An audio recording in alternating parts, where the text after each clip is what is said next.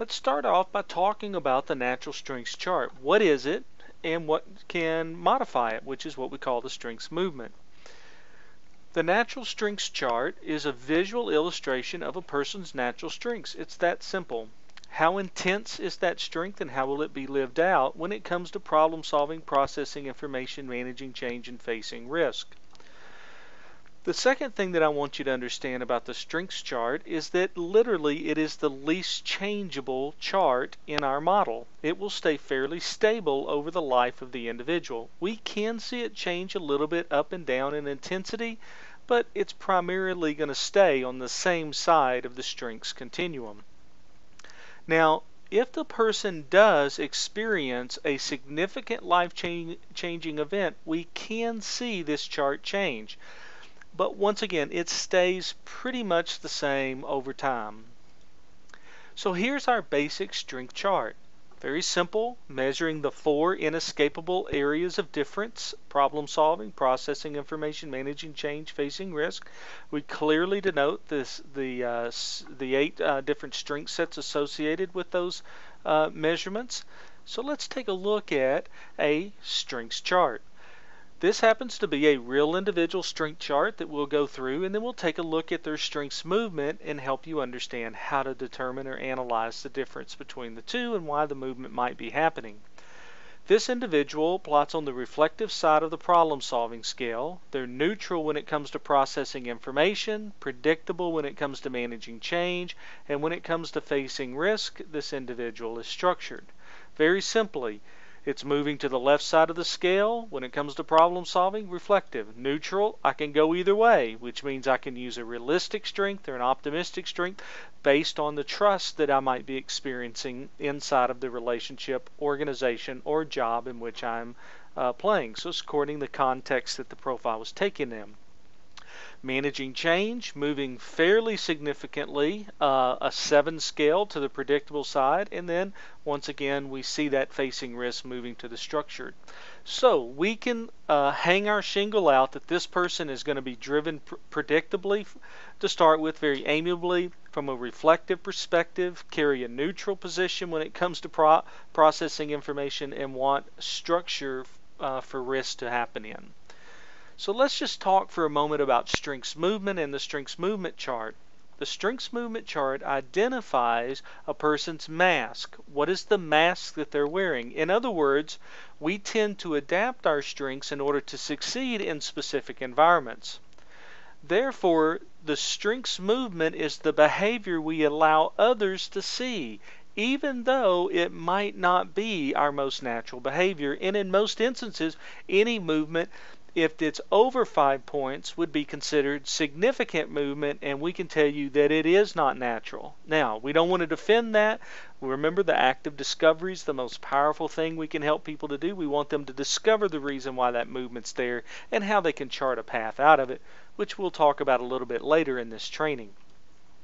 The strengths movement chart is the most changeable. We can see it change day to day, week to week, month to month, just according what your environmental reward and punishments are like when you actually took the profile. So it's environmentally driven. When there is strength movement over time, in other words, we see this movement happening for a long period of time, it is important to know how or why it is changing. What is requiring this? And if we understand the how and the why, we can chart a path to a higher level of performance. So let's actually take a look at a strengths movement chart.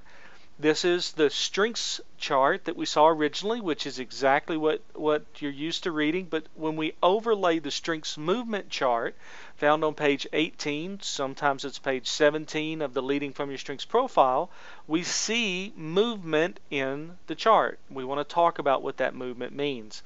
So the first thing that we would look at is the problem solving continuum. So let's look at it for a moment and watch what happens.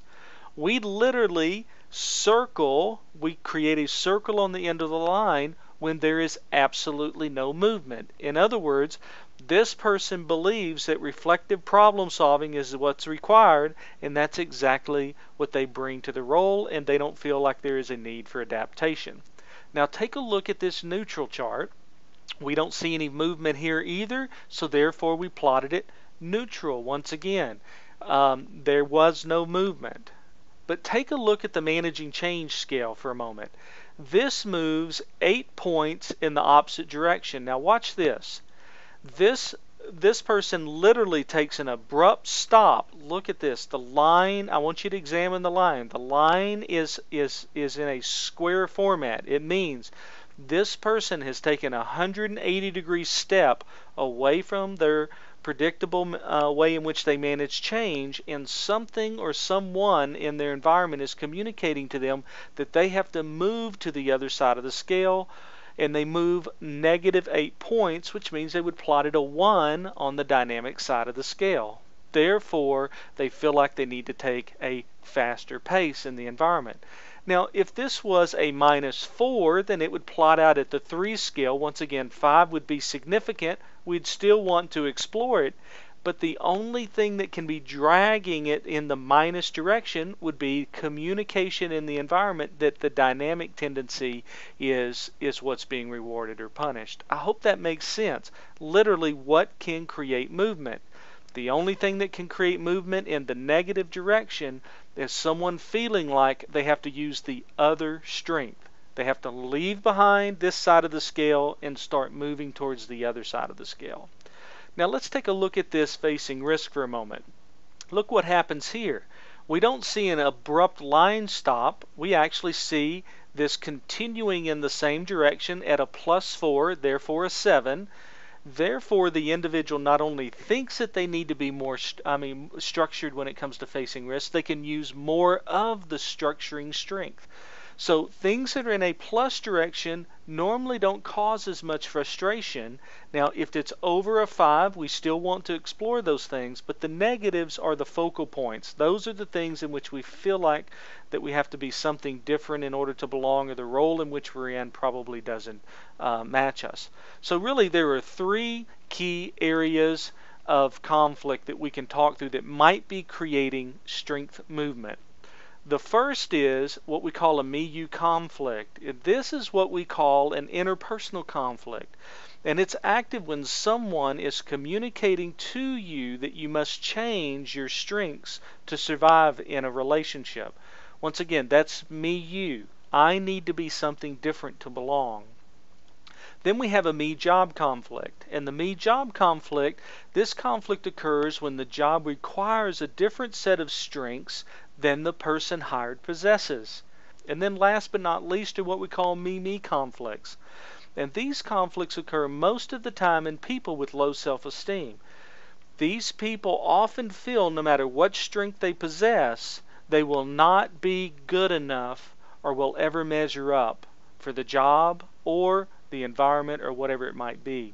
So as you're driving people through the process of discovering why the strength movement might be there, if it's an area that is greater than 5 and it's frustrating for them and it's causing them some stress, these are probably 3 different areas you'll see people gravitate to. And once you understand whether it's a me-you, me-job, or a me-me conflict, we can then coach them in the appropriate ways. Well, I hope that this session has really helped you understand how to read the natural strengths charts and the strengths movement charts. I look forward to seeing you on our next training video.